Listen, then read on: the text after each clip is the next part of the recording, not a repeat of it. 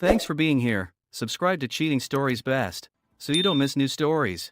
New bruises or kiss marks? Today's story with a similar plot. Enjoy it! It was Saturday night and the sun had just set, casting a twilight that made it difficult to decide whether or not to turn on the headlights. Mark Evans didn't have to make that decision because he had already pulled into his garage, located on a quiet residential street in Sharpsburg. Soon, a slender dark-haired man came out of the side door, carrying a briefcase and a laptop bag. Thanks to years of experience handling these items with ease, it was impossible to travel as much as he did without developing such skills. He opened and entered the side door of his house, but did not call his wife, Lisa, to inform her of his return. He already knew that she was not at home. Instead, he walked into the living room with his briefcase and laptop, leaving his briefcase at the foot of the stairs leading to the second floor of their modest but cozy home. He placed the two items on the sofa, took off his coat, and hung it in the closet by the front door on the usual coat rack. Now with both hands free and in the comfort of his own home, he removed his jacket and tie and unbuttoned the top two buttons of his white shirt. He usually didn't wear such formal business attire, but today he returned from a regional management meeting for ABC Industries. He wasn't technically in management, but his role as the most knowledgeable systems analyst in the enterprise required his presence at meetings in Pittsburgh. His immediate supervisor was good at organizing staff but knew virtually nothing about the computer systems that kept their business running smoothly. He could have returned home the night before, but that didn't suit his plans. Instead, he told his wife that after the meeting, there would be a series of seminars that would last the entire weekend and that he would return on Monday. He had his reasons for this and had to waste most of the day to avoid coming home too early. He also wished he could pack more comfortable clothes for this trip, but if he did, Lisa might wonder why he needed them. He never wore anything other than business attire to these regularly scheduled business meetings. Now that he was home, the first thing he did was take a shower and then change into more comfortable clothes. 20 minutes later, after he had disappeared upstairs with his backpack, he returned to the ground floor dressed in his usual jeans and polo. Freshened up after a quick shower, he spent the next half hour selecting, heating, and eating food from the leftovers in the refrigerator. Lisa was a good cook, and even her leftovers were delicious. He washed down his meal with a bottle of light premium beer, one of his few indulgences. By the time he finished his beer, he had moved into the living room, where he was stretched out in a recliner, reading the front page of the local newspaper. To any casual observer, he was a typical husband relaxing after a long and difficult trip. In reality, he was simply stalling for time, strictly following his plan, and patiently waiting for the right moment to bring his personal crisis to an end. He had a month to go through the 5 stages of grief alone, and in truth, the only stage he handled successfully was denial. Anger, bargaining, depression, and acceptance still played a role. At that moment, he hoped to advance several of the remaining stages during the night. It was past midnight, and Sunday had just begun when he was finally satisfied with what his watch was showing. He stood up to return the empty beer bottle to the kitchen counter. While there, he moved the dirty dishes into the dishwasher and wiped the table with a damp cloth, returning it to a clean state. He knew that by doing these small tasks, he was just prolonging the inevitable, hoping that his doubts and fears would force him to reconsider the path he had chosen. When no new solution to his problem presented itself, he went to the hallway closet for a light jacket and then headed to the side door, beginning his nightly mission. When his fingers touched the doorknob, he suddenly pulled his hand away, snapped his fingers, and said, "Damn, I almost forgot." He hurried back into the living room, placed the case on the coffee table, and then placed the laptop on the case. In less than a minute, he turned on his laptop, logged in, and connected to the internet through the wireless router located in the computer room. He and Lisa had set it up, and a few minutes of typing and emailing completed the forgotten tasks. After logging out and turning off the laptop, he returned to the side door confidently and leisurely, leaving the house. After spending about 5 minutes in the garage, he lifted the garage door, pulled out onto the street, turned on his headlights, and drove away slowly as the garage door closed silently behind him. At 7:37 p.m., the Sharpsburg 911 operator responded to a new incoming call. "This is your 911 operator. What is the nature of your emergency?" A vague female voice, seemingly young, answered through a poor phone connection. I think I need the police." I think a crime has been committed." The 911 operator continued calmly, "Where are you, ma'am? We need your location to dispatch the police." I am on Park Drive at the phone booth on Park Drive next to George Washington Park." The mention of the phone booth clarified the poor connection for the operator. "What type of crime was committed, ma'am? Were you attacked or robbed?" There was a slight hesitation before the young woman responded, "No, it's not me. I'm fine. I just ran through the park on the paved road that goes around the picnic areas. There's a car parked outside one of the picnic areas. The doors are open, the light is on inside, and there is blood." The 911 operator was now very interested in the call. "Will you need an ambulance? Is there anyone injured?" "No, there's no one there who was injured. At least I didn't see anyone there. There was only an empty car." After a brief pause, the woman continued, "I didn't look around too much. I was afraid that someone might come after me, so I ran here to the phone booth to call you. You did the right thing. I'm sure the car has already left and the officers should be there in less than 10 minutes. Please wait for them so you can tell them exactly where this car is." The caller, sounding a little worried, replied, "No, I'm not going to wait here. What if whoever did this comes for me? I'm going to go straight home." Her last words were followed by a click as she hung up. The 911 operator stared helplessly at the screen as the flashing image of the caller's number disappeared after the phone was hung up. "Damn, I guess it was just her idea of a joke. Well, I hope I didn't distract these officers from something more important than their coffee break." It was almost 2 p.m. that Sunday afternoon when Detective Peter Nesbitt suddenly sat up straight in his chair as he saw a car turn into Evans's driveway. He was getting out of his unmarked car when the beautiful short-haired blonde driving the car stopped him in front of the garage. He was walking quickly across the street when she got out of the car and he quickly said, "Excuse me, I'm looking for Mrs. Evans." She turned, grabbing her duffel bag from the seat next to her, and answered, "I'm Lisa Evans." She looked at the detective again and continued, "Do we know each other?" "No, ma'am. I'm Detective Peter Nesbitt with the Sharpsburg Police Department. I'm here about your husband, Mark Evans. We're trying to locate him after his car was found abandoned in George Washington Park this morning." He quickly returned his ID and badge to his pocket.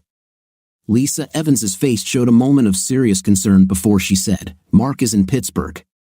He always leaves his car at the airport when he goes on these trips, so I don't know how it could have ended up in the park. You must be mistaken." Detective Nesbitt approached her and continued, "No, we are absolutely sure that this is his car. The license plate matches his registration." Her face now showed confusion as she slowly walked towards the side door of her house. "Well, if it's his car, then it must have been stolen from the airport. I don't know what else to tell you." The detective, quite persistent, spoke again. "When was the last time you spoke to your husband? Can you call him now so we can make sure he is still in Pittsburgh? Does he have a cell phone that we can call?" Lisa Evans stopped abruptly and turned to the detective. She placed her travel bag on the ground next to her and began searching for her cell phone in her bag. "He called me yesterday afternoon from Pittsburgh. If it makes you feel better, I'll call him right now." She punched a few numbers into her phone, eager to show the detective that her husband had not been at the park. A moment later, the cell phone began ringing in the detective's jacket pocket. He took it out and held it to his ear before saying, "Hello?" Mrs. Evans's expression of surprise was absolutely sincere. After a moment, when the shock had subsided, she said, "Where did you get my husband's phone number?" The detective turned off the phone and put it back in his jacket pocket. When she said, "You need to give me back my husband's phone." "He must have lost it," he replied. "I'm afraid I can't, Mrs. Evans. This is now evidence of a possible serious crime. It was found on the floor of your husband's car." Lisa was again concerned and asked, "Serious crime? What do you mean?" "Your husband's car was found early this morning in the middle of George Washington Park. The doors were open, and there was a bullet hole inside the passenger seat. We searched the park thoroughly but did not find anyone who might have been harmed. We really need to find your husband to rule him out as a victim or suspect. Can you call him at the hotel in Pittsburgh?" Lisa turned towards the house, picked up her travel bag, and said, "Sure, I can do it." I have the hotel number in my notebook. He always stays at the same Holiday Inn. I'm sure he just forgot his cell phone in the car, and that's why it was there when his car was stolen. Come in and we'll sort this out." Detective Nesbitt followed her into the kitchen and watched as she set down her bag and wallet, found her address book, and quickly began dialing a phone number. Looking absent-mindedly across the hallway into the living room, he clearly heard the hotel manager say, "Hello, hello," as she hung up. As she hung up the phone, her face turned pale and she quickly said, "Mark was home. His briefcase and laptop are on the coffee table in the living room. I don't understand anything." The detective had a thoughtful look on his face as he pulled his cell phone out of his inside pocket. He quickly dialed a number and said, "Hey Dave, Pete here. I need you to contact the duty prosecutor. I want a search warrant for the Evans home. We need to search the place to determine whether Mr. Evans is the victim or a potential suspect. Bring it here as soon as you get it. I'll be waiting." He hung up and sat down opposite Lisa. "A search warrant? Why do you need one? You can look at anything you want, just ask." "I want to do everything legally, ma'am. If I conduct an illegal search and your husband turns out to be involved in something illegal, then whatever I find may not be admissible in court." Lisa was a little annoyed and quickly replied, "Illegal? Mark isn't involved in anything illegal. He works with computers, for God's sake. Well, something brought him back to town unexpectedly. Can you think of any reason why he might be here unexpectedly and without informing you, his wife?" Lisa's face turned pale again, and she quietly muttered, "God, no, he can't." A panicked look appeared on her face as she silently looked at the detective for several seconds. Finally, she said, "I don't know why my husband came home early. I just know he's not involved in anything illegal." Her face gradually took on an expression of complete panic, and she continued, "Oh God, Mark might be injured, lying somewhere, and waiting for help. You have to find him." Seeing how upset she was, Peter Nesbitt's compassionate side took over, and he spoke to her much more gently. "We don't know anything for sure yet, Mrs. Evans. As a police officer, I have to do the right thing. At the moment, there is no evidence that your husband did anything wrong or that he was even involved in this. Why don't you make us some coffee while we wait for my partner with the warrant? There's nothing more we can do right now. All of our duty personnel are looking for or keeping an eye on your husband." His sympathetic tone and comforting words seemed to help Lisa as she began to relax, and some of the natural color returned to her face. She stood up and started making coffee for the two of them.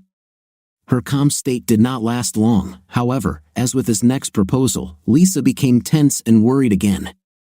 This happened when he said, "Perhaps while we're having coffee, you can tell me how you spent the last 48 hours. Before this case is closed, we'll probably need statements from everyone who was in any way involved." Detective Nesbitt decided to wait a few minutes before taking a preliminary statement from Lisa Evans, and she seemed reluctant to broach the subject herself. Instead, the two of them sat at the kitchen table drinking coffee while the detective recounted the details of how the car was found and the condition it was in.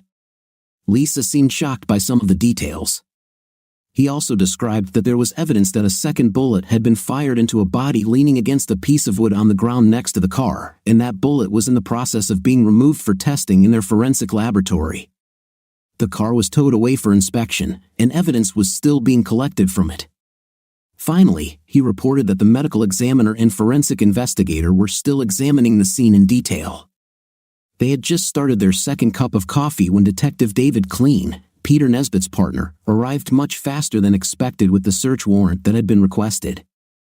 He was accompanied by two forensic technicians, and soon the three new arrivals began a systematic and thorough search of the Evans home, including Lisa's garage and car. While this was happening, Detective Nesbitt arranged for Lisa to locate her husband's razor and toothbrush so that DNA could be obtained to compare with the blood samples they had. Throughout the search, especially when it came to DNA comparisons, Lisa was so stressed that Detective Nesbitt was eventually forced to take her to the living room, where he asked her to stay on the couch while he joined the others to complete the search of the house. After an hour of seemingly fruitless searching of the house, the detectives decided that the only things they would need to take from the station, aside from the DNA samples, would be Mark Evans' briefcase and laptop. Detective Nesbitt had already discovered that the computer was password protected, and they would not be able to access it until they found a way to bypass it. Mrs. Evans, do you happen to know your husband's password for his laptop? This question seemed to bring Lisa out of her state of despair and occasional tears, as it appeared to be something she could help with. It used to be his name followed by his year of birth. Try Mark 1971, she suggested. Unfortunately, it soon became apparent that he had changed his password, as none of the old variations worked. It's okay, Mrs. Evans. We have computer experts in our forensic department who will find a way to bypass your husband's password. With any luck, it won't take long. 2 items were tagged and transferred to a van, and 2 forensic technicians left with Lisa Evans. Detective Nesbitt decided to revisit the topic of obtaining her preliminary statement. Well, Mrs. Evans, I need to get the basic facts about your whereabouts this weekend. Let's just cover Saturday morning until you returned home this afternoon. He took out a notepad and pen, ready to write down her description of how she spent the specified period of time. Lisa Evans took a deep breath and began, I was doing the usual household chores until noon on Saturday. Mark called me from Pittsburgh at about 1 o'clock or maybe 1:30.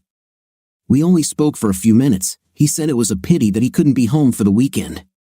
After that, I went shopping until about 4:30 and then returned home around 7:30 p.m. I went to a friend's house and stayed with her for the night. I woke up late in the morning, not in a hurry, and as you know, I returned home around 2 o'clock.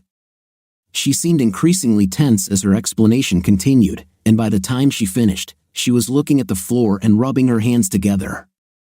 As he wrote the last words of her explanation into his notebook, Detective Nesbitt closed it and tapped it with his pen for a few seconds before saying, We may need more details, Mrs. Evans. This will do for a start, but be prepared to provide more details and exact time frames if circumstances require it. He put the notebook and pen back in his pocket before standing up. Detective Nesbitt was about to leave the house to join the others who were searching the garage and Lisa's car when he suddenly realized that he needed one more item. Oh, Mrs. Evans, do you have any recent full-length photographs of your husband? A good portrait would also be useful.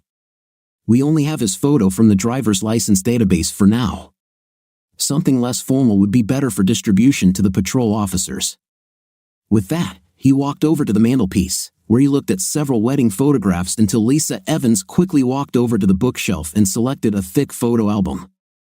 Here are some good recent photos, Detective. Take your pick, she said. She returned to the couch, and the detective sat next to her as she opened the album. The last page of the book had some very good photographs for his purposes. Perhaps the best one included Lisa standing to Mark's right while a tall, well-built blonde man stood next to him on his left. This one will do, the detective said, pointing to the group photo. We can crop you and this other guy out. After a few seconds, the detective selected another photo, a very good portrait of Mark Evans. These 2 photographs are more than sufficient for our needs. When Lisa removed the 2 photos from the album and handed them to the detective, he looked at them again and asked, Is that guy in the photo with you and your husband a relative of his? If he has a brother or a parent from whom a DNA sample can be taken, it may be helpful if they can't get anything useful from a razor or toothbrush. Lisa quickly responded, No, this is Blake Moore. He's been my husband's best friend since high school. My husband has no family living nearby. After thanking her for the photos, Detective Nesbitt went to join the others in the garage. He left Lisa sitting at the kitchen table, looking despondent and on the verge of tears. He began to think that he felt sorry for this woman and her situation. Her husband was missing and might have been involved in a serious shootout. The fact that she didn't know he was even in town made the detective wonder what exactly was going on. Detectives, along with 2 forensic experts, soon finished searching the garage and car. During a thorough inspection of Lisa's car, technicians noticed something potentially important and definitely suspicious. It was decided that the car would be towed back to the garage for a thorough inspection and testing. While the 2 technicians packed their equipment and prepared to leave, the detectives stepped aside to discuss their thoughts on the case. Detective Nesbitt, standing so that he could look back at the side door of the Evans house, said to his partner, What is your opinion of Mrs. Evans? I've had various thoughts about her, and this positive blood test on the pedals of her car really gives me pause.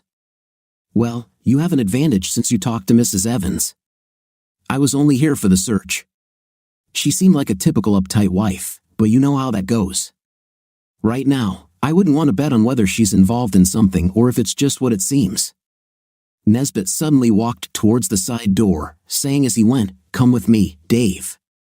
Let's see how she reacts when we tell her." The two detectives walked to the side door, knocked, and entered. Lisa Evans was talking on her cell phone and looked very surprised when the two men walked into the kitchen. She quickly turned off the phone without saying a word to her interlocutor. "You're back. I thought you were done here," she said. Detective Nesbitt stepped aside so that his partner could observe Lisa Evans equally. "We thought we were done here too." However, the technicians found what appeared to be marks on the gas and brake pedals in your car. "We're taking your car to the site for a thorough inspection. I hope you don't mind." The two detectives watched her closely as he continued, "That's a question we'll probably need an answer to.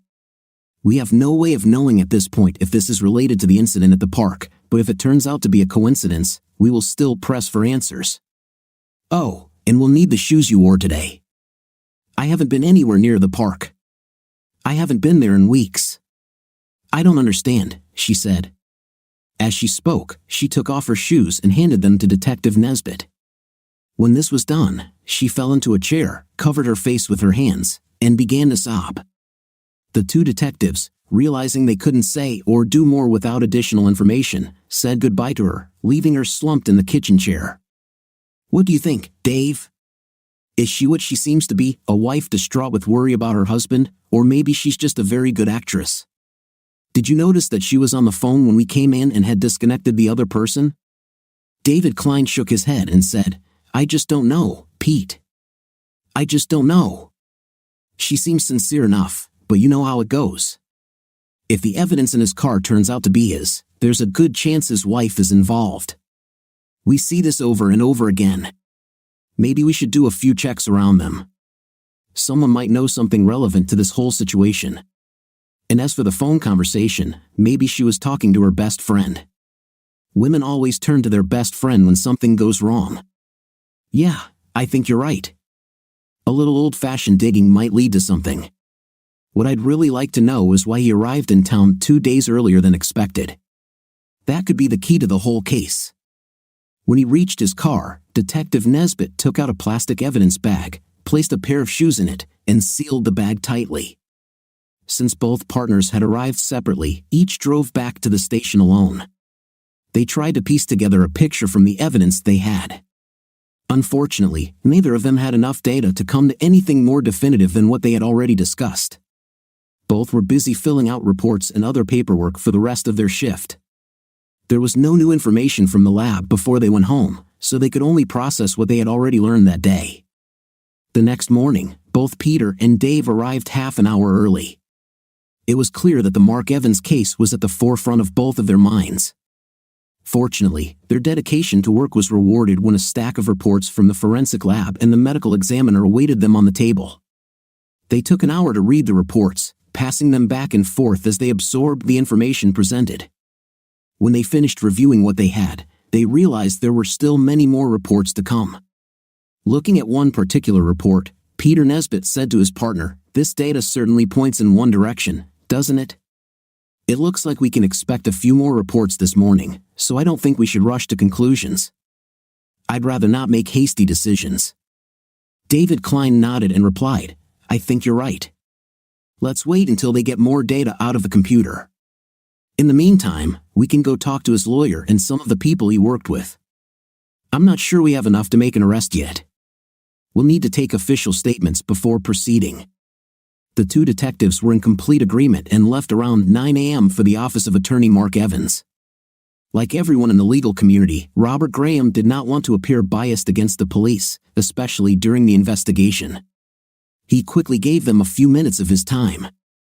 "I understand that I cannot discuss anything pertaining to my client's legal situation. Having said that, let's hear what you want from me so that I can decide whether to answer your questions or not," the lawyer said as he sat back in his chair and waited expectantly. Detective Nesbitt spoke quickly, not wanting to waste too much of the lawyer's precious time. "We have several email messages that we received under a warrant from Mark Evans' computer. Can you confirm receipt of them for us?" We just need to know that the messages were actually sent to you in the last couple of weeks. We want to be sure that these aren't just drafts." He handed 4 sheets of paper to the lawyer, who quickly scanned each one before replying. "These letters appear to be genuine. I can confirm receipt of them." He handed them back to the detective, who immediately stood up and said, "Thank you, Mr. Graham. That's all we need. We couldn't make investigative decisions based on these letters without confirming their authenticity." The 2 detectives left the office, exchanging smiles as they headed back to the car. Driving to ABC Industrial, Peter Nesbitt said to his partner, "As you mentioned yesterday, in these situations there is usually a spouse involved.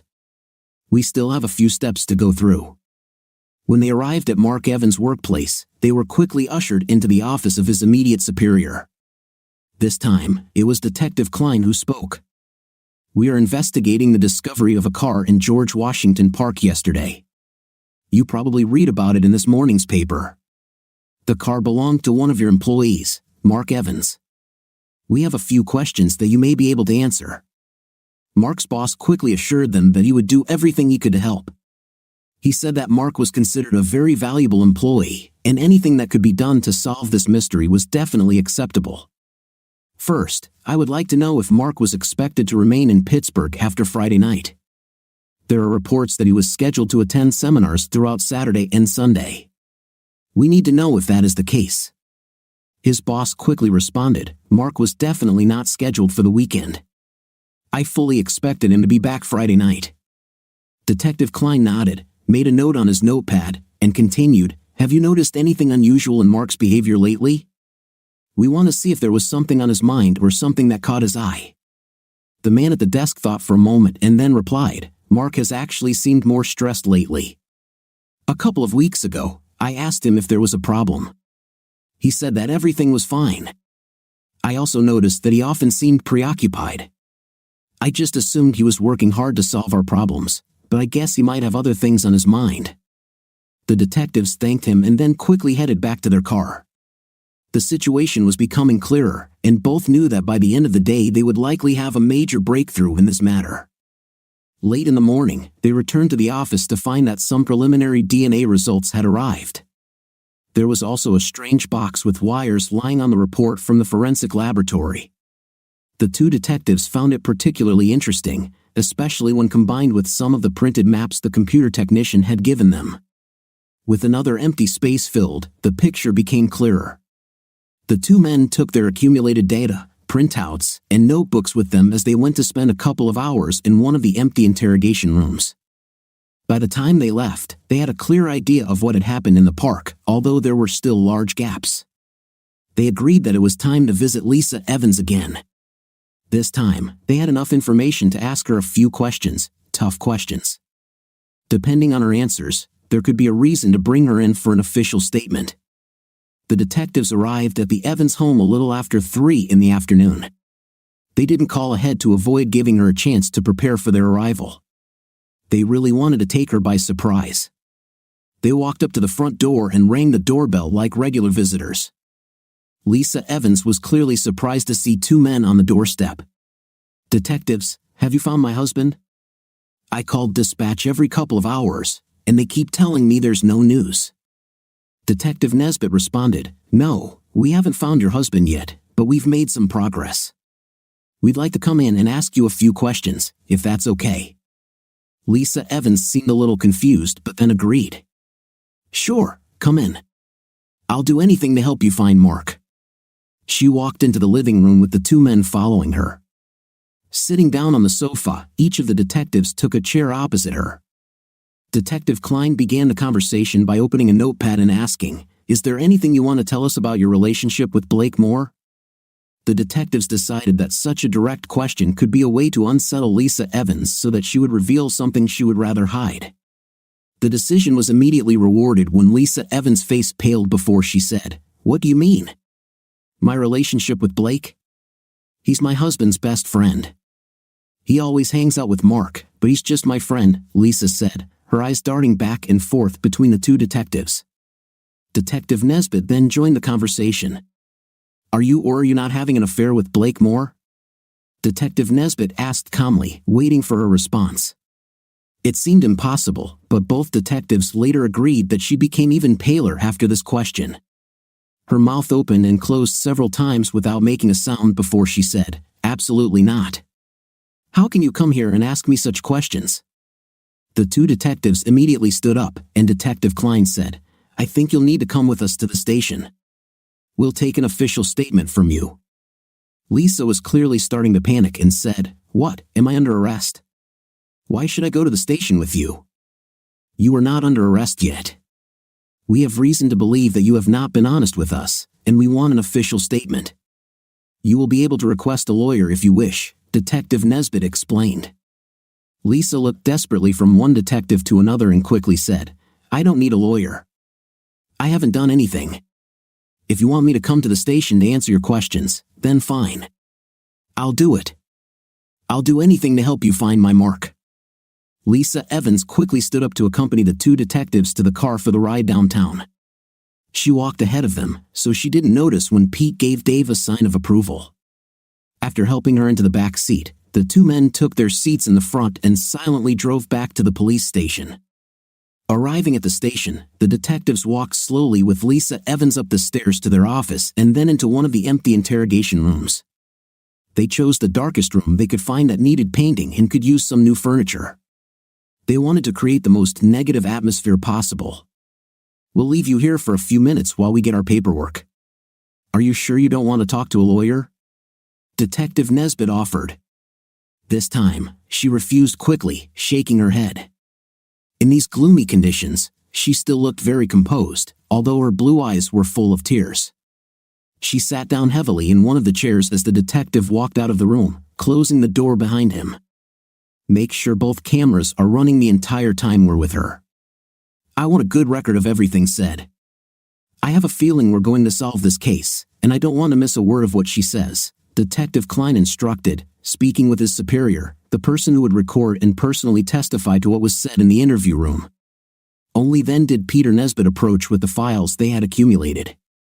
He was thinking about his upcoming interview with Lisa Evans and said, "Let's get some coffee first. Let her worry a little." This was quickly agreed upon, and the three men spent the next 20 minutes in the staff room discussing the case and how they would conduct the interrogation. Life doesn't move in a straight line. Countless events occur simultaneously in different time frames. While the two detectives were speaking with Mark Evans' manager that morning, across town a volunteer answered a call at the Crime Stoppers office. "Good morning, this is your local Crime Stoppers office. We pay up to $1,000 cash for good tips on unsolved crimes. How can you help us fight crime? Please note that this call is being recorded." No one answered for a few seconds, and the volunteer manning the phone thought there was no one on the line. Just before she was about to hang up, the elderly male interlocutor said, This is where I am. Can I get money if I help the police?" "Well, sir, it depends on what you tell us, what crime it's about, and how much the police think you helped solve it. Do you have information about the crime?" There was silence again for a few moments before the caller spoke. "So I won't get the money now? Should I wait? What if the cops want to trick me? Then what?" "Well, sir, we need to know for sure that you helped.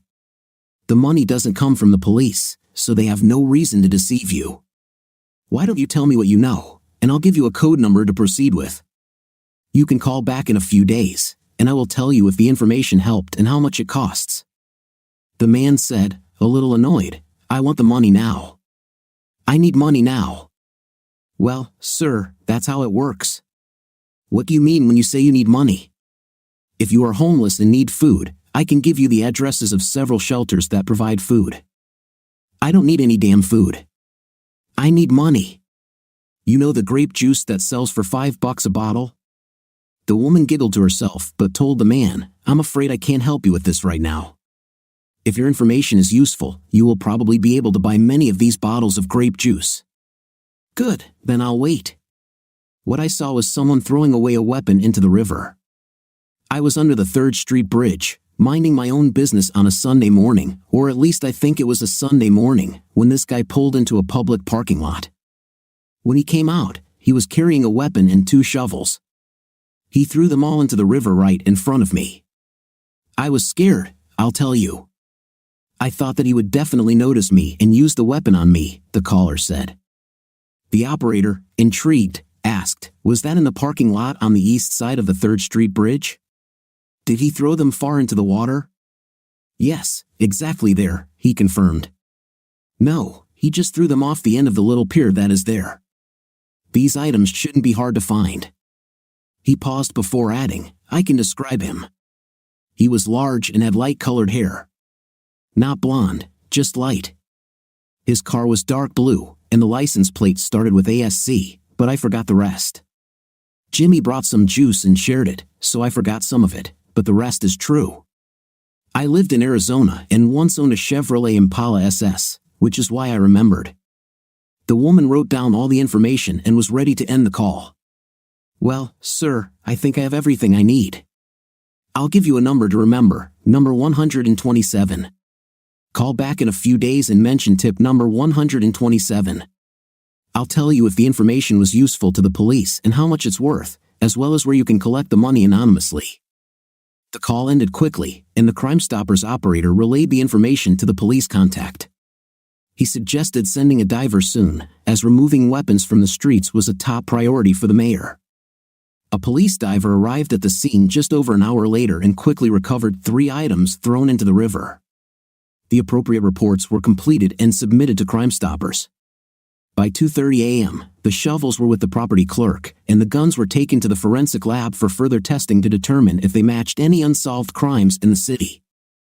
Once the weapon was registered, it became clear that the caliber and type of ammunition still inside it matched perfectly with a recent crime scene in George Washington Park.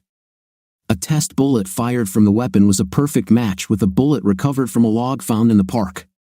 The report was immediately sent upstairs to the attention of the detectives in charge of the case, and a technician was dispatched to retrieve the 2 shovels from the property clerk. As different chains of events can run in parallel, they can also intersect. That's exactly what happened when the detectives and their commander left the staff room and encountered a clerk delivering ballistics and Crime Stoppers reports. Detectives, I was just bringing you this information. We have obtained the weapons used in the George Washington Park shooting. The attached Crime Stoppers report also has some information that may lead you straight to the culprit, the forensic lab clerk said with a smile, handing 2 reports to the surprised detectives before returning to his department. Detectives Klein and Nesbitt reviewed the 2 reports and quickly sat side by side at a computer terminal to call up records from the Department of Vehicle Registration. Once finished, they discussed their plan.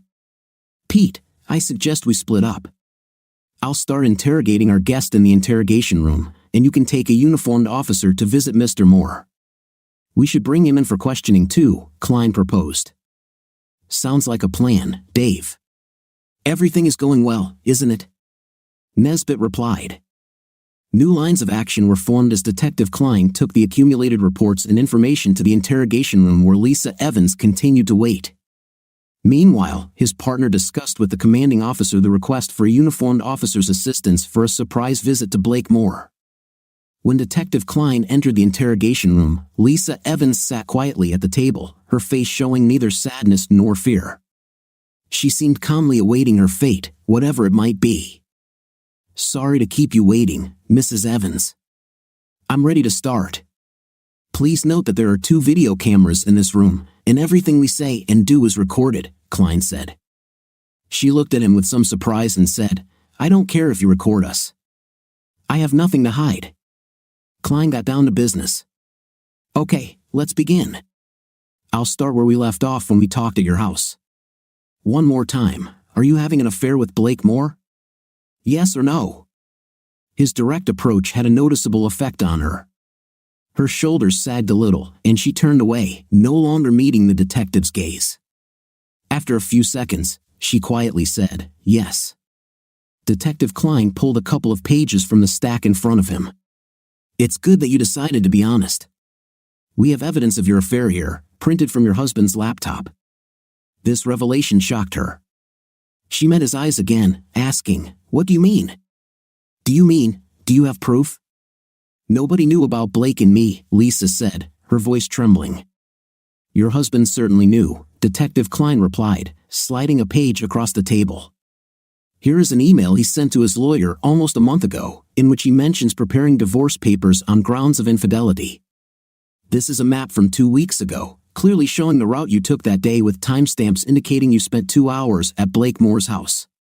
And here's a copy of the email your husband sent his lawyer that day, telling him how you lied when he called and you said you were home. Sheets of paper were slid across the table one after another, each stopping in front of Lisa. She looked at the documents and then at the detective several times before picking each one up and confirming that they indeed showed what the detective said. Finally, she spoke. How could Mark do this? How could he know where I was? She picked up the detailed map and traced the route clearly marked on it, showing the path from her home to her lover's home. I don't know how your husband found out in the first place, but something made him install this device in your car, Klein said, holding up a small black device, smaller than a pack of cigarettes. It had PT-200 stamped on its side and Rocky Mountain tracking below.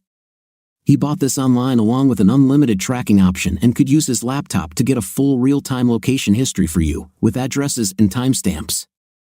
He could know where your car was every minute of every day since he installed that underdash device. Lisa stared at the small, innocuous-looking electronic device as if it were a scorpion poised to strike. Are you saying Mark has known about us for weeks? Oh God, and he wanted a divorce, she said, beginning to cry again. The detective took the moment to return the documents and tracking device to a separate pile next to him. He definitely knew, along with the times and places of all 4 of your meetings with his friend over the last month, Klein continued. The last map was created just after midnight on Saturday night, the night he disappeared. It was around the same time that he sent an email to his lawyer saying he was going to confront you both at Moore's house. He told his lawyer he was worried he might be arrested if he broke into the house or got into a fight with your lover, his supposed friend. Lisa looked at the detective again and said, but he never came there. I spent the night there, but Mark never arrived. Something must have happened to him before he got to Blake's house. The detective was prepared for this. I'm sure something happened to him. Preliminary DNA results confirmed that the evidence in the park is his, and we have recovered the weapon used. We can link the weapon to your lover. Now the question is, how long are you going to cover for Blake? Blake never did anything to Mark. I was with him the whole time, and he never left that night, Lisa said, her eyes leaving the detective as she continued. We were together all night in his bed. Detective Klein pulled a few more pages from his stack and said, we have additional evidence, including evidence found in your car and on your shoes. This evidence belongs to your husband. My partner is on his way to pick up Mr. Moore and will soon determine if his story matches yours. There's also the issue of prosecutorial discretion. Whichever of you two is the first to tell the truth about what really happened and where we can find your husband's body will receive the best offer in the trial. He handed the test reports to her, but she barely looked at them. Mark is not dead. He can't be dead. I love him. I need him, she said, starting to cry again. The detective took the reports and tracking device, placing them in a separate pile in front of him, and headed toward the door. I'll leave you for a few minutes so you can come to your senses. You're really not helping yourself by refusing to acknowledge your responsibility in this, Klein said before leaving. Detective Klein left a stack of evidence on his desk, shook his head as he passed his commanding officer, and headed to the break room for a fresh cup of coffee. His commander continued to periodically glance at the monitor displaying the interior of the interrogation room to ensure Lisa remained safe and secure. As he left the station, Detective Nesbitt was deep in thought about the Mark Evans case. It seemed they had gathered enough information from the forensics department to solve it soon. He also wondered if Blake Moore was still in town. If Moore had known how much evidence the police already had, he probably would have tried to escape. Detective Nesbitt arrived at Moore's house almost simultaneously with a patrol car providing him with backup. The 2 officers, familiar with each other, exchanged greetings as they headed to the front door. Nesbitt was almost surprised when their knocking quickly resulted in Blake Moore answering the door. The man looked curiously at the 2 strangers at his door, one clearly in a police uniform and the other holding an ID and badge. Yes, officers, how can I help? Detective Nesbitt quickly responded, I'm Detective Nesbitt, and I'm here about the disappearance of Mark Evans. We'd like you to come with us to the station. We have Mrs. Evans there now, and some questions have arisen that will require your input. Tall, strong, and notably attractive, the man asked, "Am I being arrested?" "I know Mark is missing because I spoke to his wife. I don't think I can be of much help. We have a few questions that we think you might be able to answer. If you don't mind, we'd like you to accompany us now, although you are not under arrest," Nesbitt explained. Blakemore seemed too stunned to resist their request and quickly joined them in the unmarked car driven by Detective Nesbitt.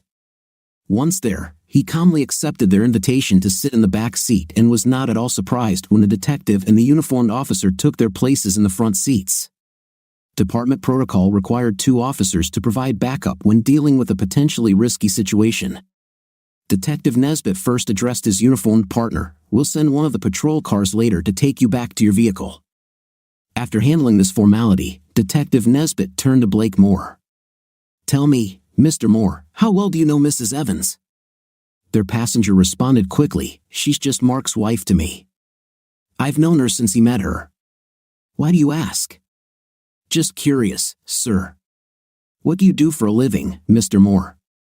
Blakemore seemed to relax a bit at this question and answered, "I own a small landscaping company, Moore's Landscaping. We work a lot with commercial properties. You've probably seen some of our work, as we've even done work for the city." Their conversation continued until they arrived at the police station, where Blakemore was taken to an interrogation room next to the one where Lisa Evans was being held.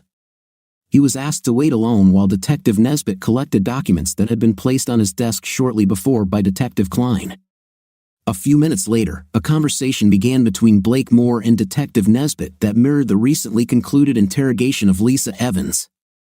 Blake initially denied having an affair with Lisa Evans, but emails and tracking reports quickly caused him to change his story. He soon admitted to an affair lasting almost 4 months but vehemently denied any involvement in Mark Evans's disappearance. He insisted neither he nor Lisa left his house the night Lisa's husband went missing. As Detective Nesbitt continued to question him, a new theory about what happened in the park emerged. "I had nothing to do with what happened in that park. If Mark found out about Lisa and me, he would probably have gone ballistic, and there's no telling what he might have done. He might have even hired someone to frame Lisa and me. He and I had issues because of my attitude towards Lisa."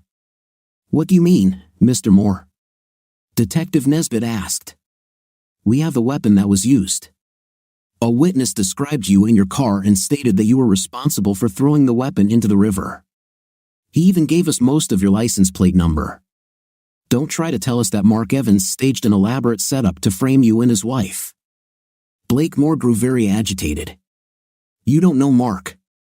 We've been best friends since elementary school. But I've known for years it's better not to be seen with his girlfriends or, now, his wife. Back in high school, I dated one of his girlfriends behind his back. When he found out that I slept with her while they were dating, he was so angry he scared me. I'm much bigger and stronger, but he frightened me. He warned me that he would not tolerate it and that I would be a dead man." Detective Nesbitt listened with mild amusement. "Are you saying that you were genuinely afraid of what he would do if he found out, but you still dated his wife?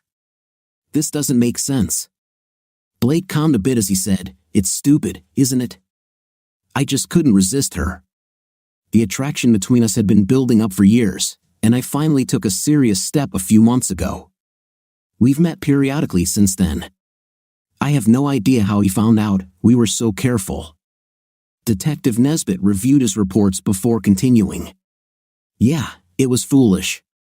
Sometimes I think half of our murders and suicides are due to such stupidity, this eternal triangle. In this case, the only thing that's clear is that you and Lisa are the prime suspects. You can also tell us what happened. Did Mark catch you by surprise, and the situation got out of control? Or was this planned from the start so you wouldn't have to worry about him finding out? I don't buy the idea that he arranged his own death, it's too bizarre. He had already negotiated a divorce with his lawyer, so why would he suddenly resort to this? I don't know what happened. I just know that Lisa and I had nothing to do with it. As for being together, that wasn't the plan. We both knew it was just a fling and it wouldn't last much longer. We had already begun to lose interest in each other." Detective Nesbitt leaned forward and said, "We have probable cause to search your home, car, and office. I wouldn't be surprised if that's already happening."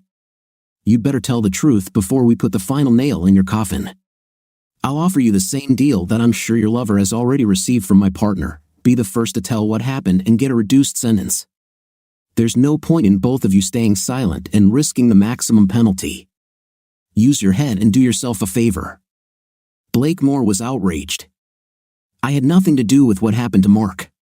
Maybe Lisa arranged something herself, but if so, I don't know anything about it. Detective Nesbitt collected his papers without responding to Blake's latest theory. As he left the room, he said, "That's what happens when we have two people involved in a crime. One always tries to pin the blame on the other. You can relax for now because I don't think you'll be going anywhere anytime soon." After leaving the interview room, Detective Nesbitt found his partner waiting with another report. Everything is getting clearer. 2 shovels found in the river are labeled as belonging to Moore's Landscaping. What a fool. Why do these people always think we won't figure out what happened? A few minutes later, 2 detectives explained the evidence they had collected to the district attorney. Even though they didn't have a body and the evidence was circumstantial, it didn't take long to convince him that there was enough to press charges. Half an hour later, Lisa Evans and Blakemore were formally charged with the murder of Mark Evans. Both loudly protested their innocence as their Miranda rights were read, but they were told the case was now in the hands of prosecutors and the court system. Neither of them found comfort in this information. After the charges were filed, Lisa and Blake were taken to the ground floor of the police station to be fingerprinted and photographed. The instruction not to smile for the photos was unnecessary, as Blake always had an angry expression and Lisa was unable to smile and cry simultaneously. Once returned to adjacent cells, they had their first opportunity to speak to each other since the charges were laid. "What are we going to do, Blake? They can't believe we did something to Mark, can they?" Lisa asked, still sobbing intermittently. "We need to find lawyers. I think unless you want to share a lawyer with me, it might be cheaper, and since we're being accused of the same thing, it makes sense. This whole situation is completely wrong. I'm sure Mark arranged it for us. I think the man might have paid someone to kill him and then left a trail so the cops would blame us." Mark was clearly still very angry. "Do you really think he would go to such extreme measures to kill himself?" Lisa replied, outraged. "I don't think you knew your husband as well as you thought you did. I'm completely surprised he didn't do something drastic the day he found out about us. This is a real mystery to me. I've known Mark for years and didn't think he'd just let it go. If I had thought for even a second that he would find out about us, I would never have been with you." Lisa continued, "I don't believe Mark is capable of something like that. I don't know how or when he found out. I never noticed him treating me differently. He was out of town most of the times we met, and we were never together in public. The few times we did meet while he was in town were at a little motel on the north side. I shouldn't have betrayed him. Even if he's not dead, he'll still want a divorce," Lisa said, her voice breaking several times as she began to worry again. Blake managed a few sobs before saying, "Damn it, Lisa. Give it a rest. You should have realized how this would end if he caught us. Your eyes were wide open the first time you came to my house and found yourself in my bed." His words had the desired effect, and she stopped sobbing. After a few seconds, she quietly said, "You're right. I can only hope that he will forgive me." They were both silent for a few minutes before Lisa suggested, "I could call Robert Graham. He might agree to represent us both if we split the costs." They agreed to this proposal on legal grounds, and after a few minutes, when Lisa managed to attract the attention of a passing officer, she was taken to a small room intended for making calls, where there was a telephone and a phone book. Her call to Robert Graham did not go as smoothly as she had hoped. He informed her that, as Mark's divorce lawyer, he could not represent her. Instead, he suggested one of his colleagues, Basil Smith, a lawyer with extensive experience in criminal matters, take on their case. She quickly agreed, and it was arranged that their new lawyer would arrive immediately to discuss the case. Blake was relieved to hear that the lawyer was on the way and thanked Lisa for making the call. They both returned to the wooden benches bolted to the back wall of their cells and spent the next hour lost in their thoughts as they waited. When Basil Smith arrived, they were both ushered into a small room reserved for lawyer-client meetings. Basil Smith was the epitome of a seasoned lawyer, short, stocky, with thin dark hair framing the bald spot on his head. At least he avoided the dreadful comb-over, and a dark blue striped suit completed the professional look. At around 50 years old, he introduced himself quickly, and the two nervous clients waited while he reviewed the copies of the indictment documents handed to him upon arrival. After studying the documents, he raised his head and said, "So you are both accused of the murder of Mark Evans. What can you tell me about what the arresting officers informed you?" "Mrs. Evans, you're first. Please, give me a brief overview of what happened." Lisa summarized the events since Detective Nesbitt had met her in the yard on Sunday afternoon. By the time she spoke about fingerprinting and photographs, she was crying again. Through her sobs, she concluded, "I had nothing to do with what happened in the park. I love Mark. I couldn't hurt him." Basil Smith absorbed her words for a moment before turning to Blake. "Now it's your turn. Please provide your account without unnecessary details." Blake more quickly outlined what happened from the moment officers arrived at his home that afternoon. He wasn't emotional as he told the story and concluded, "Lisa and I had nothing to do with Mark's disappearance or what happened in the park. I told Lisa and the police the same thing, and now I'm telling you. Mark Evans set this up. I believe he paid for his own death, and part of the deal was to blame us." He looked at the lawyer intently, as if daring him to disagree. Blake's insistence that Mark was dead brought tears to Lisa's eyes again. Their lawyer glanced at her briefly and said, "Now is not the time to convince each other. Your first priority will be addressing your bail. Based on what you've told me in these charging documents, I expect bail to be around $100,000 for each of you. Will there be any issues with that?" Lisa looked stunned and asked, "Do I need $100,000 for bail?" She was on the verge of panic, knowing she didn't have such funds. "No, Lisa. You only need 10% or $10,000 in cash to cover the $100,000 deposit. In this state, full bail is not required unless the judge orders otherwise," the lawyer quickly explained. With this explanation, neither of them faced difficulty in obtaining bail, and naturally, they wondered if they could be released immediately. "Tomorrow morning you will be charged, and bail will be set. Then you can complete the necessary paperwork to be released. You'll spend the night here, so accept it," the lawyer said. Both clients reacted negatively to this statement, but their lawyer said there was nothing he could do until they were formally charged. Once the task of securing their release was completed, he would speak with the district attorney to obtain disclosure of the evidence. He would better understand their situation when he knew what evidence they were facing. They were returned to their cells, where they had little rest. They received greasy takeout for dinner, one blanket for the night, and noisy cellmates. They did not look particularly fresh the next morning when they met with their lawyer at 10 a.m., shortly before their first court appearance. None of the court personnel, not even the judge, cared about their appearance when accepting their pleas of innocence and setting bail at the expected $100,000. Because Blake had both his home and business as assets, he was able to quickly post $10,000 bail and was released by early afternoon. Lisa, however, was not as fortunate. Unlike Blake, she did not have exclusive ownership of the house, so that option was eliminated. She was shocked to discover that her savings account, which she had expected to contain more than $20,000, was empty. Without these funds, she was unable to raise the necessary amount and ended up calling her parents in desperation. Explaining the need for bail to her parents turned out to be one of the most difficult tasks of her life. After much persuasion, they finally agreed to cover her $10,000 shortfall. By the time Lisa enlisted her parents' help, it was too late to complete the paperwork, and she spent a second night in the cell, this time with two other inmates who were slightly high and easily accessible. She spent most of the night huddled in a corner under her only blanket. By noon the next day, with all the financial paperwork completed, she was finally allowed to leave the station and returned to the empty house. She immediately took a shower, went to bed, and ignored several calls, letting the answering machine handle them.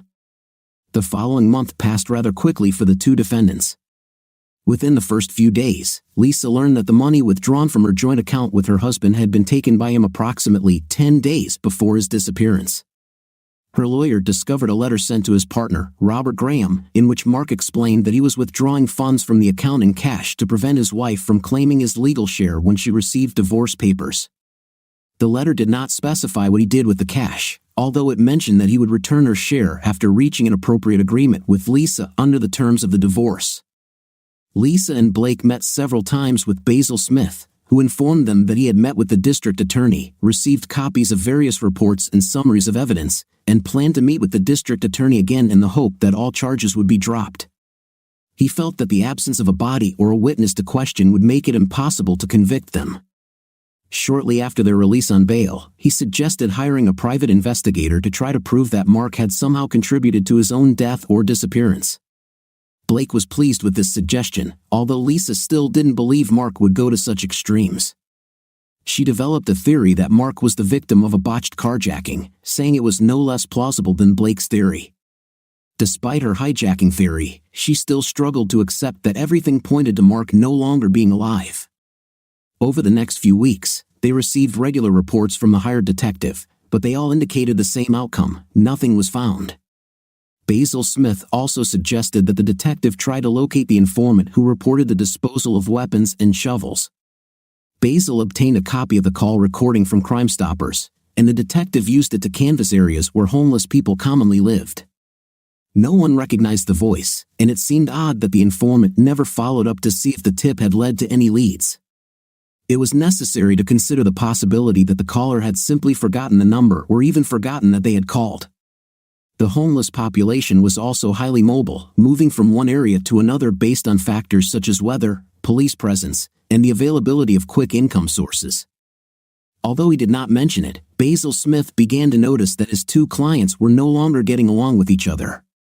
Neither volunteered any information, but shortly after their release on bail, Blake suggested to Lisa that now that Mark was out of the picture, they could meet as much as they wanted at either of their homes.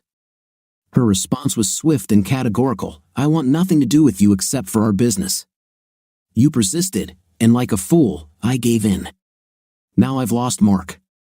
Her response ended with another bout of tears, which seemed to occur frequently for almost no reason. Blake's reply was terse and final: "Do as you please, Lisa. You're not the only woman in town." Since then, they had not spoken to each other except in the presence of their lawyer, where a confrontation could harm both of them. The flames of their forbidden relationship had cooled. A little over a month later, Basil Smith arranged a meeting with District Attorney Jeff Bugden that they could all attend. Lisa and Blake entered the meeting hoping for the charges to be dropped.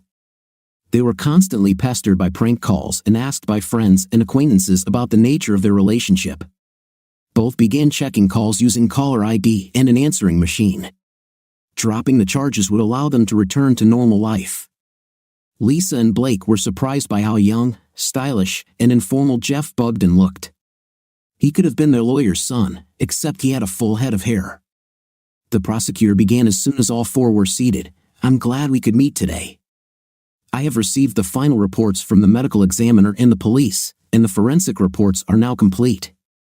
After carefully reviewing all the evidence, I believe the best service to the public would be to offer you a reduced sentence of 8 to 12 years in exchange for a guilty plea to second-degree murder." The shock and horror on the faces of the accused, and to some extent on the face of their lawyer, was evident. Lisa and Blake protested loudly, declaring their innocence while their lawyer tried to calm them down and question the prosecutor about how he could justify such a proposal. As the others on the other side of the table calmed down, Jeff Bugden continued, "Since the initial charges were filed, I have received new reports and information. I will immediately forward copies of this new information to Mr. Smith. The first is a DNA report on evidence samples taken from the back of the license plate and the rubber trunk seal of your car, Mr. Moore. Both samples contain DNA from Mark Evans. The samples were taken under a search warrant prior to your release on bail. Additionally, a piece of black polyethylene found under the rear wheel of Mark Evans' car matches the brand and style used in your landscaping business."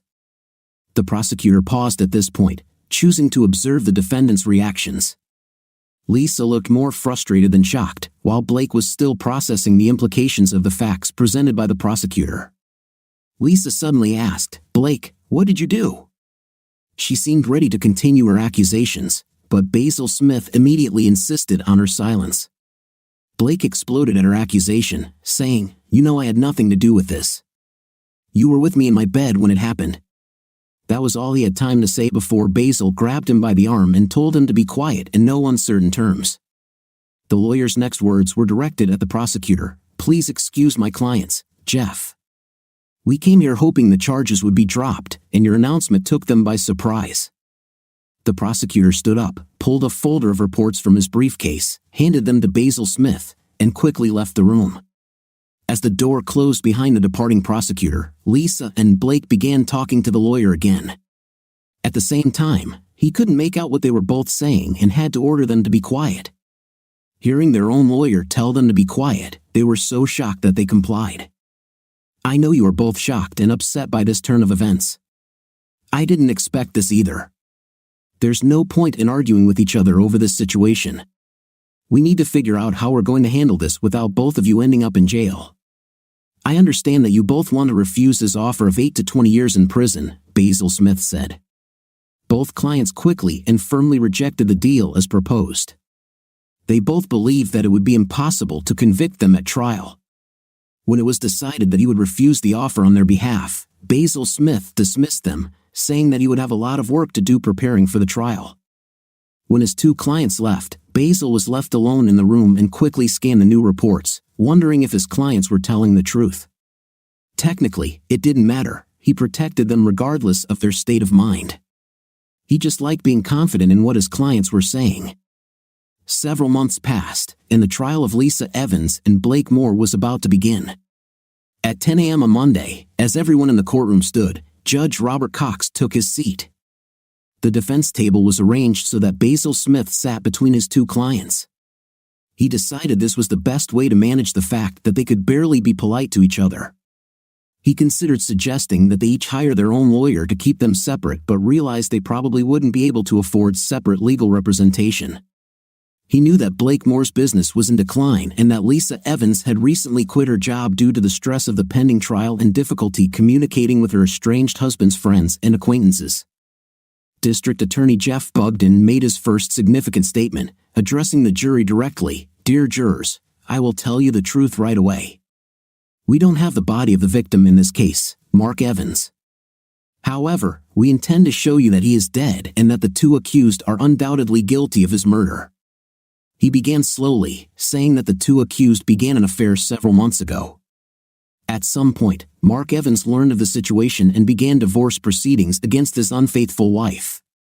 Some details remain unknown, such as how and when exactly Mark Evans became suspicious. He described how traces found on Mark Evans' computer would prove he knew when and where the two accused met. Emails will be presented documenting his progress in tracking down the two defendants, preparing his finances for the divorce, and finally a message showing his intent to confront the two defendants. The prosecutor continued, "We cannot show exactly when the three participants in this triangle physically met, but we know the results and can show you through photographs and investigative reports what happened. We believe that a meeting took place between the three of them, probably at Mr. Moore's house, and during that meeting, Mr. Evans was neutralized. He was then driven, seated in the passenger seat and apparently unconscious, to a remote part of George Washington Park, less than half a mile from Mr. Moore's home. At this point, Lisa Evans lost her composure. It was only after several warnings from Judge Cox that the lawyer was finally able to calm his client down so the prosecutor could continue his plea. Through precise investigative techniques and forensic tests, it can be proven that both defendants were present at the scene of the crime.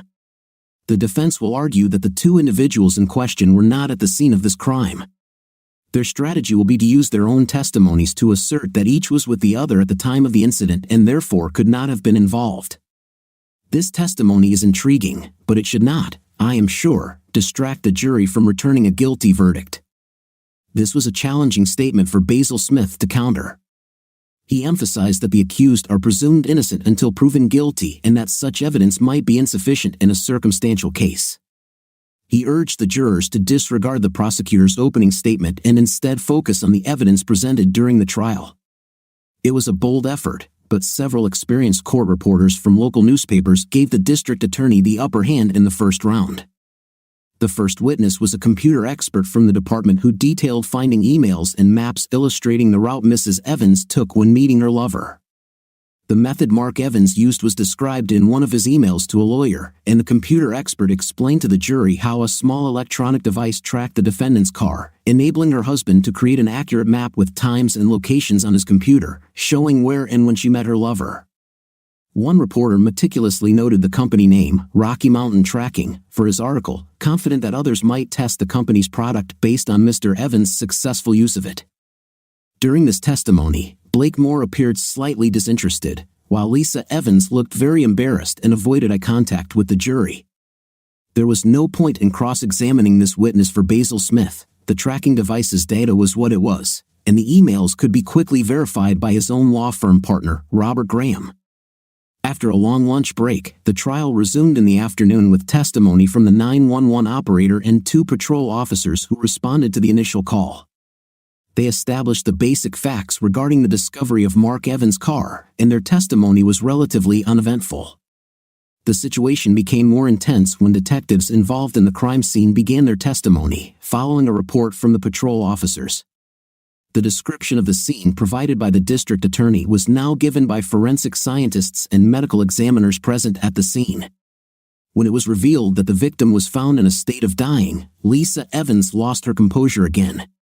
She screamed, "No, Mark can't be dead," and burst into tears. When it became clear that she would not calm down, the judge called for a break, and the court session was adjourned until 10 a.m. the following day. The second day of the trial began as the first had, at exactly 10 a.m. The medical examiner returned to the witness stand but provided little new information, mostly expanding on the tests performed on blood samples. After 15 minutes, District Attorney Jeff Bugden finished questioning him, and the witness was handed over to the defense attorney. As Basil Smith stood up and moved toward the witness stand, he quickly checked to ensure his client, Lisa Evans, was in control and not about to disrupt the court again as she had the day before. He knew she had been prescribed a sedative but was still concerned she might interfere with the cross-examination. He was relieved to see her sitting quietly in her seat for the moment. The next witness was a forensic expert specializing in weapons and ammunition. He testified about the bullets recovered, one from a car seat and one from a piece of wood. He stated that the ammunition was of the full metal jacket type, commonly used for target shooting and standard for military applications. The bullet removed from the seat had hit the metal support and was badly deformed, while the one from the wood was in very good condition. Combining this with the weapon recovered from the river was straightforward. The parade of witnesses from the crime lab and police detectives continued throughout the morning and part of the afternoon session. Basil Smith's only significant cross-examination came when a technician described the recovery of evidence samples from Blakemore's car. The technician testified that evidence was found behind the license plate and a stain on the foam seal of the trunk. The question quickly followed, could this evidence have been tampered with by a third party? The technician admitted that it was possible, and Basil Smith returned to the defense table with a smile on his face. The situation indicated that the latest techniques might have complications. Evidence was found inside her car, and further analysis showed that the foundation at the bottom of her right side made it difficult to argue that this was a setup. The expert then admitted that it was impossible to determine the exact conditions, and he clarified the situation before transferring the evidence. The defense attorney hoped that the slight doubt created by this apparent confession would lead the jury to discount the evidence against Lisa Evans. As the line of prosecution witnesses drew to a close, the conclusion of the last witness's testimony marked the end of the day's court hearing. Consequently, the third day began with an opportunity for the defense to present its evidence. Local newspapers continued to publish stories in the evening, featuring juicy stories about previous trials involving lovers and exciting courtroom rumors. Several serious articles about the trial suggested that it would be very challenging for the defense to counter the overwhelming amount of incriminating evidence presented by the prosecution. They also indicated that the absence of a body could complicate reaching a verdict, especially with the defense's anticipated strategy of questioning whether Mark Evans was truly dead. From several instances of cross-examination of prosecution witnesses, it was clear that this was Basil Smith's intention. Smith called a recognized evidence expert as his first defense witness. His name was Dr. Wilbur, known for providing expert testimony in many trials. He was quickly asked about his opinion on the medical examiner's testimony regarding the evidence in this case. Dr. Wilbur put on his glasses and looked at his small notebook. He responded that the evidence collection could have been handled more effectively and that a more accurate estimate of the total quantity at the scene could have been made if soil samples had been properly analyzed. The lawyer continued, based on your review of the evidence collected, do you have an opinion about the actual quantities at the scene? Dr. Wilbur stated that it was quite possible that just 1.5 pints of blood could have created the scene as recorded. The final question was whether the person who lost the blood shown in the photographs could have survived. Dr. Wilbur's one-word answer was yes. There was no cross-examination by the district attorney, and when Dr. Wilbur was dismissed, Basil Smith moved on to Blakemore's testimony. Blake calmly and directly stated that he was not guilty of the murder of Mark Evans and believed that Mark himself had orchestrated his own murder. He also testified that he had never owned a gun and that the shovels found in the river could easily have been stolen from one of his company's work sites.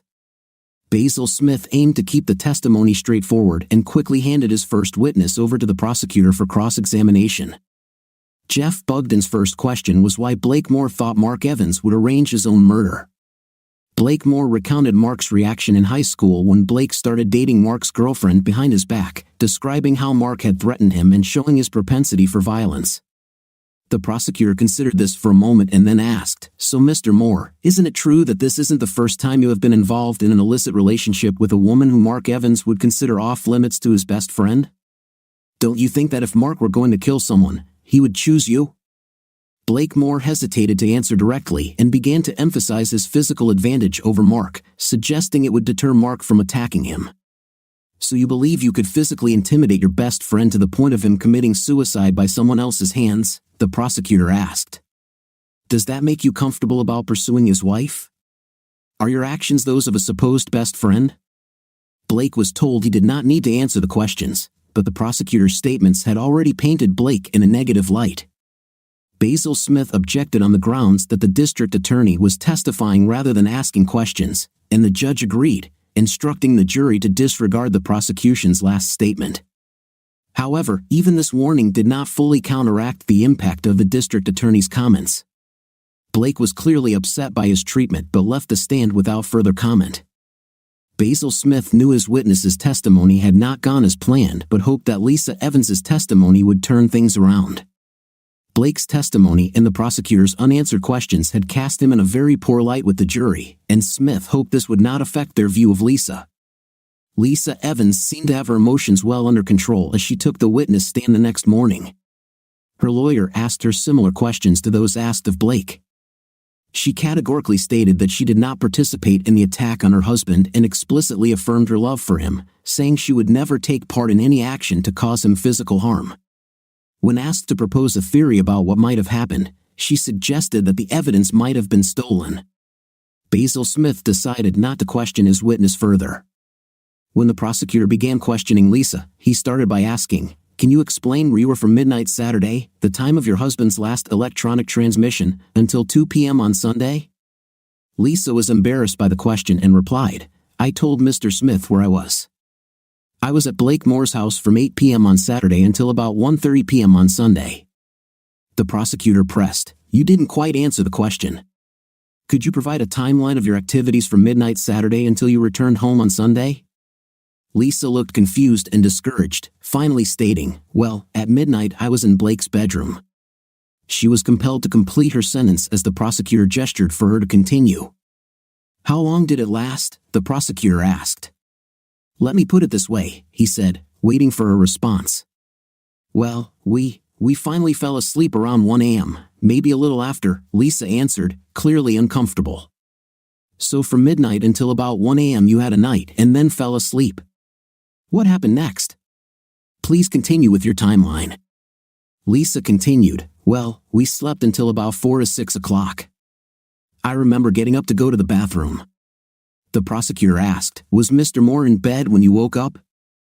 "Yes, he was there. We, had an intimate again and went back to bed around 6:30, then got up around 11 a.m., she said, speaking faster as she clearly wanted to finish. The prosecutor asked, "So when you returned from the bathroom, Mr. Moore initiated intimate with you, and this continued until about 6:30 a.m., at which point you fell back to sleep. Is that correct?" Lisa, very embarrassed, said, "No, that's not entirely true. He was not awake when I returned to bed. I woke him up. The prosecutor, surprised by this, asked, "You woke him up? How did you do that? Did you shake him by the shoulder to see if he wanted to have a night?" Lisa, clearly embarrassed, responded, "No, I didn't wake him up like that."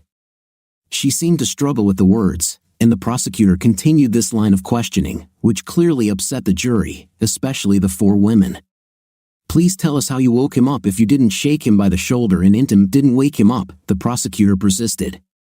Lisa seemed resigned, especially after her lawyer's objections were overruled by Judge Cox. Jeff Bugden, ready for the final blow, said, "You told your lawyer earlier that you loved your husband. Is that true?" He expected an emphatic yes from Lisa, accompanied by a nod. He continued, "I'm a bit confused. You say you love your husband, but you've just described spending the night he died in his best friend's bed, initiating night, and acting as if you don't care about him. How can we believe you weren't involved in his murder?"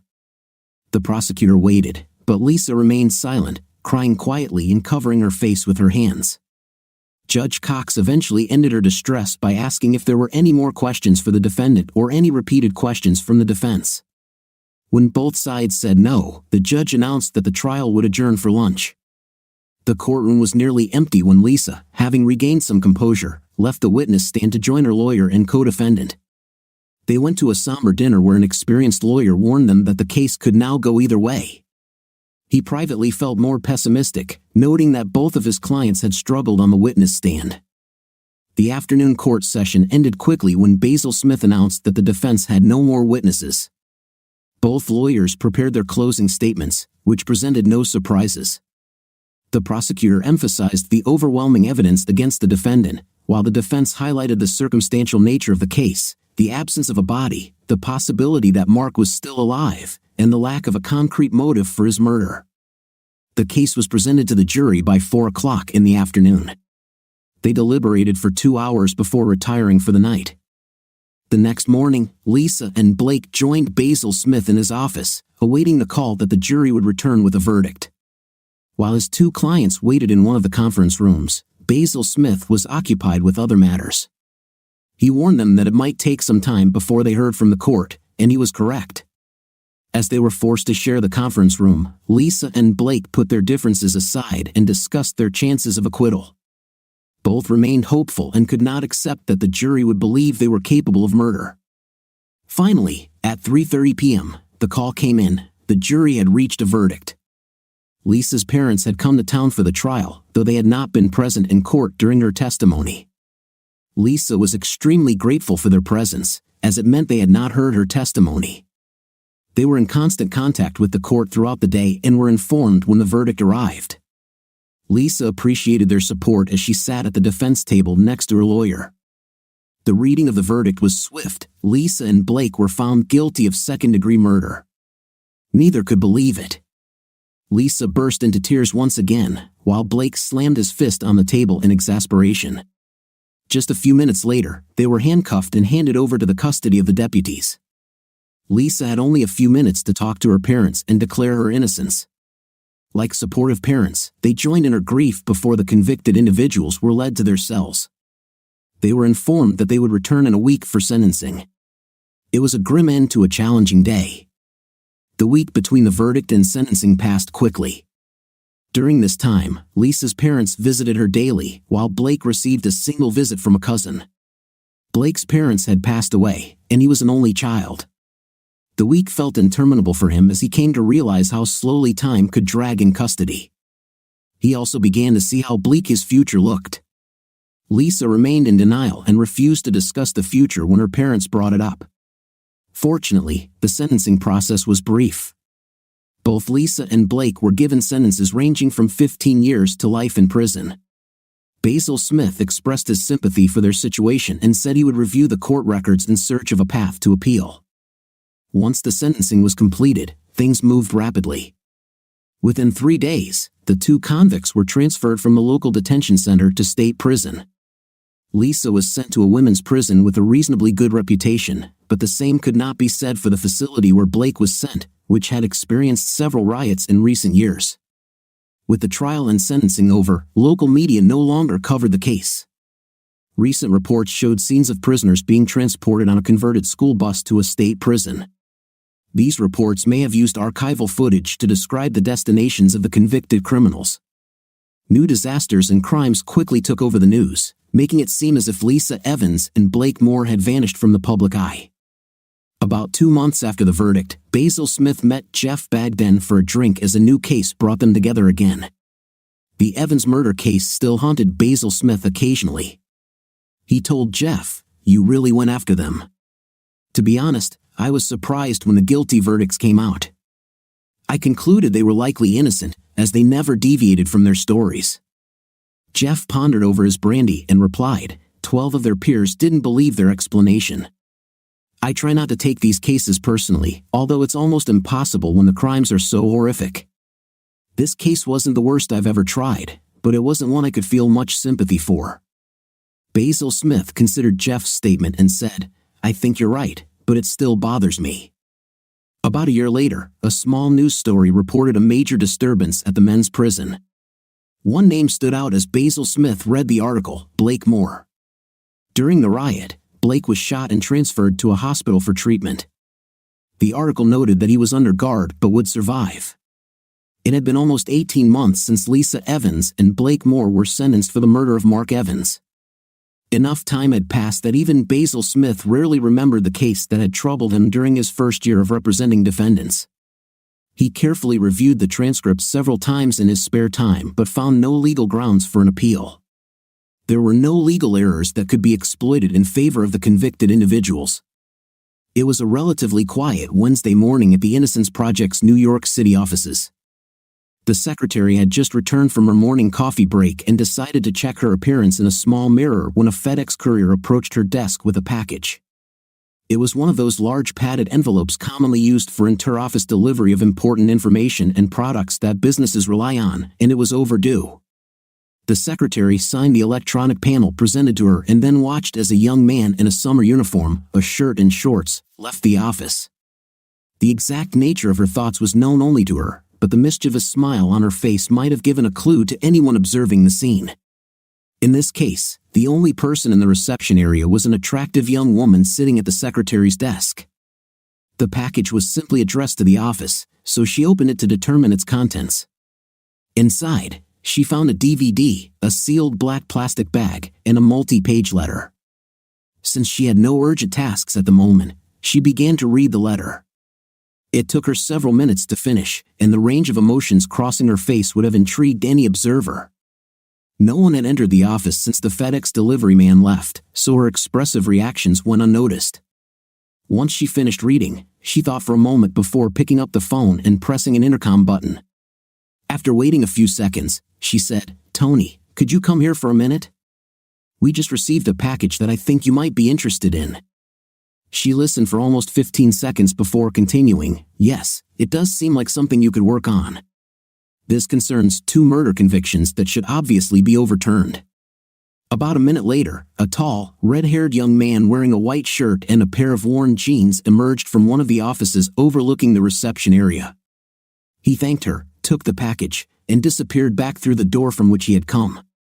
This young man was Tony Kelly, a recent law school graduate who had decided to spend some time working for the public good before pursuing a high-paying position at a Wall Street firm. He had been working at the Innocence Project for almost a year, focusing mostly on basic legal research for the more experienced lawyers who had started the office a few years ago. Although he knew he wouldn't stay there for his entire career, he enjoyed making a difference in the lives of those wrongfully convicted of serious crimes. Returning to the comfortable swivel chair behind his relatively inexpensive laminated desk, Tony placed the contents of the FedEx envelope on his desk and picked up the letter. After a brief glance at the DVD and sealed package, he turned his chair so he could lean back and rest his feet on the corner of the table while he read the letter. The letter was clearly printed in an easy-to-read font, and Tony quickly became absorbed in its contents. The letter began, "The Innocence Project, New York City, murder convictions for Lisa Evans and Blake Moore." I don't know where to start, so I'll begin at the beginning to keep everything in chronological order and hopefully not forget anything important. My name is not significant, but the information I am conveying to you could profoundly impact the lives of the 2 convicted individuals and the well-being and happiness of 5 others, including myself. Let me start by saying that nearly 15 months ago, a man responded to an ad I had placed in our local newspaper seeking someone with computer expertise to work for my small computer company. A brief interview revealed that he was as knowledgeable about computers and business networks as I was, and I have since learned he knows even more. I hired him immediately. This man, whom I will refer to as Mark throughout this letter, was probably the quietest person I had met in a long time, but it didn't affect his job performance, which was excellent. Within 2 months, my business grew by at least 50% due to his efforts, advice, and the long hours he put in. When he started working for me, he mentioned he had just arrived in the city and had not yet found a place to live. Since my business was still in its early stages, I was considering renting out a room in the basement of our house for extra income. I wanted to reinvest the profits into growing the business to support myself and my young son. I knew I was taking a slight risk by renting the room to Mark, but something about him made me feel he wasn't a threat. We settled into a routine that continues to this day, though the dynamics of our relationship have changed. He spent the first 3 months in that basement room but joined us for meals, and we traveled to work and back together daily. In the beginning, he always returned to the office to work extra hours without asking for additional payment. He consistently said that he preferred to spend his time productively rather than watching television or resting. Over time, our relationship evolved from that of boss and employee to a deep friendship, and eventually to what it is now, a loving family relationship. My son calls him Daddy, and he truly is in every sense. From the very beginning, I sensed something was weighing heavily on Mark. His extremely quiet nature and frequent habit of becoming lost in thought about things I knew nothing about eventually led to a confrontation between us. One afternoon, when the office was quiet, I locked the door and called him into my office, determined to find out what was troubling him. As I began to realize how strong my feelings for him had become, I managed to persuade him to share what was bothering him. He finally revealed that he was escaping from a broken marriage that had deeply affected him. He told me that his wife had betrayed him with a close friend, and it had driven him to the brink of committing both murder and suicide. We continued to talk throughout the day, sharing our experiences with unfaithful partners. My husband had left me for another woman, and Mark had left his wife because of her relationship with another man. We found common ground, and our conversation seemed to help him overcome one of the last barriers to moving on from his past. This conversation also appeared to be the catalyst that brought us closer together. We began dating on weekends, maintaining separate roles as boss and subordinate during the week and as a couple on Saturday evenings. After a month, there was no reason to keep his bedroom in the basement, and he moved into my bedroom with me. From then on, we became a family, although there were still times when I felt like he was concealing something from me. We continued to grow as a couple, and I know I love him and am confident he loves me and my son. I should say our son because that's how he feels about him. The boy was about to turn 4 and needed a loving relationship with his father, something his biological father was unable to provide. He hasn't seen his biological father since he was a baby and too young to remember him. Recently, Mark fainted at work, and after 3 days in intensive care, doctors discovered that he had a heart condition requiring open heart surgery. Once his condition stabilized, he was moved to a different ward where he was conscious, and we could finally talk. When I first entered his room, I could tell something was wrong and deeply troubling him. He then told me a story he feared would remain untold if he didn't undergo surgery. It was crucial for him to close this chapter of his life. He shared his story with me throughout the day, and when I agreed to print it for him and ensure it reached you, it felt like a tremendous weight had been lifted off his shoulders. Now, he is sleeping, and I'm typing this letter at my laptop while our son, who is also asleep next to him, is resting peacefully. I expect to have most of the night to finish this letter. I still need to get home and create a DVD, which I will discuss later, and pick up a few other items before I can send this information to you. I aim to post it by noon tomorrow and also need to resolve the issue of sending it from a location that can't be traced back to us. The story Mark shared began almost 2 years ago. He was happily married to Lisa, and their marriage was approaching its 6-year anniversary. One night, after they had been intimate, Lisa fell asleep without anything on the bed beside him. Mark noticed a small, oval bruise on her right breast. At first, He thought it was just a bruise from a minor accident, perhaps from bumping into furniture at home or at the office where she worked part-time as a secretary. However, the bruise began to bother him because it looked more like a kiss than a bruise, and he couldn't stop thinking about it. The thought kept him awake most of the night, imagining various scenarios about how the bruise might have occurred. The next day, the bruise was still on his mind when he went to work. By the time he reached his office, he had decided he was being irrational, as he had no evidence of wrongdoing. He convinced himself that it must have been an accident. Shortly before lunch, the manager of the parts delivery department came into his office, requesting a tracking device for trial use to better coordinate their delivery fleet. He wanted Mark to evaluate it and provide recommendations. Mark was given the device, software, and instructions for use. It didn't take him long to decide how he would test it. 3 days after installing the device in his wife's car, he was sitting at his desk and decided to check the monitoring program to confirm if it was still tracking her vehicle. She had told him she was going shopping that day, but the tracking device showed that she left the house and went directly to the residence of Blake Moore, his best friend. An hour later, he checked again, and her car was still there. Initially, he found it hard to believe something was wrong, so he called her cell phone. When she told him she was shopping, he immediately knew something was seriously amiss. That night, he casually asked her about her day and listened to her explain the purchases she had made. He said he felt almost physically ill but decided not to jump to conclusions immediately. He chose to monitor her for another week. While he was on a business trip, he tracked her car across 3 states, noting that she spent from 8 p.m. to 2 a.m. at Blake's house. When he spoke to her the following day, she insisted she had been home all evening. The confirmation of her infidelity was almost unbearable for him. Upon returning from his trip, he contemplated violent actions.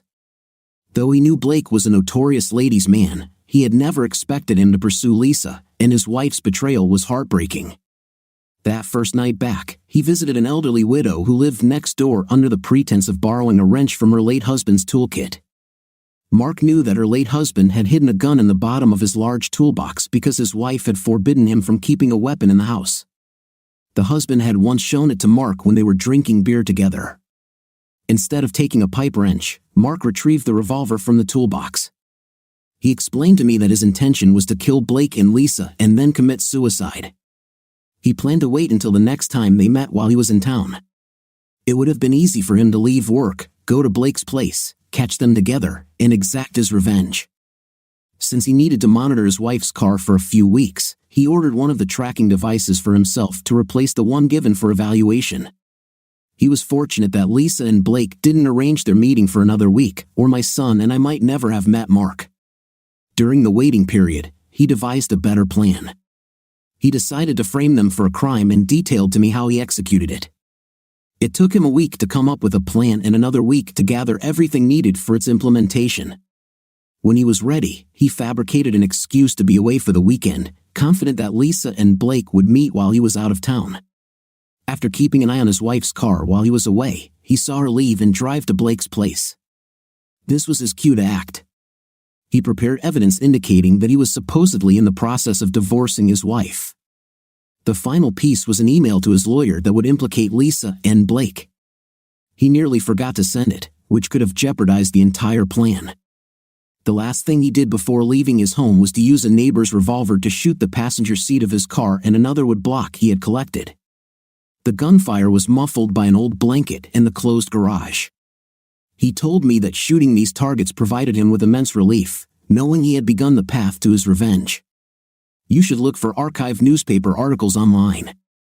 Mark followed the trial closely and said much of the account of his actions was covered by court reporters. As he recounted his story, it felt like one continuous narrative. I didn't want to interrupt him, so there might be details I've missed here. Also, obtain a copy of the court transcript, as Mark believes it will clarify everything. He first drove his car to a park near Blake's house, finding a secluded spot to stage his death. He had a large duffel bag with all the necessary items for the plan, which he laid out on a picnic table covered with an old blanket. One of the initial tasks was to arrange pieces of firewood, plastic sheeting, and a spare tire. He used plastic sheeting on which he stacked firewood and the spare tire to create a visible drag mark leading to a paved road. After that, he returned the wheel to the trunk, placed the firewood around the picnic area, and packed away the plastic. He used a small flashlight for the setup and then waited quietly at the table to see if anyone would notice the flashes of light while he worked. While sitting there, he inserted a large needle into his left arm, having procured medical supplies from a store by claiming he was caring for his elderly mother. It took him over an hour to collect what he estimated to be nearly 2 pints of blood. He needs rest as his heart surgery is scheduled for tomorrow afternoon. I hope that everything goes smoothly and that he recovers well from the surgery. Regardless of whether I have conveyed all the details accurately, there is still the matter of the DVD I am preparing for you. Mark took photos both before and after with his digital camera while setting everything up in the park. Apparently, the photos turned out quite well, even though he had to take them with the light of his small flashlight due to concerns that using the camera's flash might attract attention. Once he finished with the car and the evidence at the park, he packed everything back into his duffel bag and left the park. He had an old car, which he had purchased for this purpose, parked on a side street. Despite drinking plenty of fluids and taking supplements, he felt very dizzy by the time he reached the car. He rested there until 6 a.m., but knew he still needed to visit Blake's house to complete his plan. To his surprise, Lisa's car was still there, and it was unlocked. This proved to be a fortunate break, as it allowed him to leave a few clues on the gas pedal. As he walked from Lisa's car to Blake's, he noticed a faint light in Blake's bedroom, which made him fear that someone might have seen him. After leaving Blake's house, he went to a telephone booth on the opposite side of the park shortly after sunrise. He used a payphone to call 911 and report his car in the park. To disguise his identity, he used a professional voice changer he had bought from a spy shop in Pittsburgh, making the call sound like it came from a woman. Following this, he walked to a dock on the river and discarded 2 Blake scoops and a revolver into the water. By the time he finished this task, he felt extremely tired, though he believed the adrenaline from knowing that his plan hadn't gone seriously wrong had kept him going. About a mile away, there was a small motel where he had rented a room in advance. He spent 2 days there, taking supplements and eating energy bars. Although I was a bit confused about the timing, he later emerged with the voice changer to make another call, this time impersonating an elderly man. This call was intended to direct the police to the revolver he had thrown away. That's all he shared with me. I plan to review it with him in the morning and make any necessary corrections. I hope that when he sees everything is ready for printing, he will feel much more at ease. The reason he told me this story and insisted that I send it to you is that he wants to sever the last ties to his old identity as Mark Evans. Somewhere along the way before reaching this point, he assumed a new identity that my son and I know him by now. He wants to retain this new identity and never be Mark Evans again. Please do everything possible to overturn the convictions of Lisa Evans and Blake Moore. Tomorrow, I will buy a copy of the New York Times and a stamp pad.